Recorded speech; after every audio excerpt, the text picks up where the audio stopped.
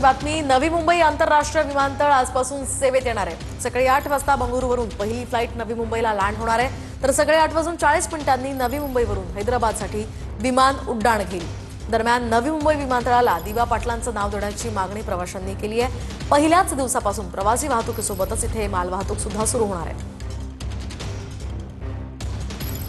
नवी मुंबई आंतरराष्ट्रीय विमानतळाला लोकनेते दिबा पाटील यांचं नाव देण्याची मागणी पुन्हा वाढू लागलेली आहे। आपण पाहतोय की आपल्या समोर जे आहे ते स्थानिक भूमिपुत्र आहेत। दिबा पाटलांचं नाव या नवी मुंबई एअरपोर्टला देण्यात यावं अशी आमची कळकळीची माननीय पंतप्रधान माननीय मुख्यमंत्री यांना विनंती आहे। खूप आनंद होतोय, पण त्याचबरोबर एक जाणीव सुद्धा आहे की इथे ही एअरपोर्ट ह्याच्यामुळे तयार झाला बिकॉज इथल्या लँड ओनर्स जे असतील त्यांनी स्वतःची लँड जी आहे ती पब्लिक पर्पजसाठी पब्लिक यूजसाठी आपल्या सगळ्यांसाठी त्यांनी डोनेट केली आहे, सॅक्रिफाईस केली आहे।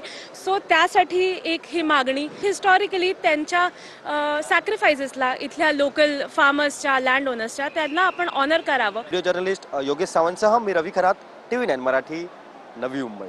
अतिशय भव्य आणि देखणा असा परिसर, अत्याधुनिक एअर ट्रॅफिक कंट्रोल टॉवर, आधुनिक प्रवासी टर्मिनल्स,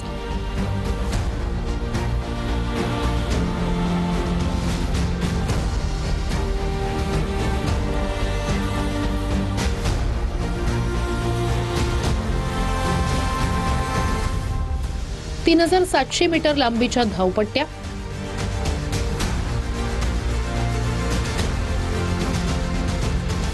एकोणतीस कॉन्टॅक्ट एअरक्राफ्ट स्टँड,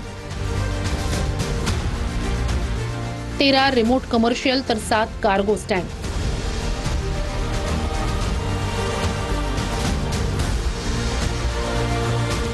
एकाच वेळी 1,500 कार, 20 बस, 20 ट्रकसाठी पार्किंगची सोय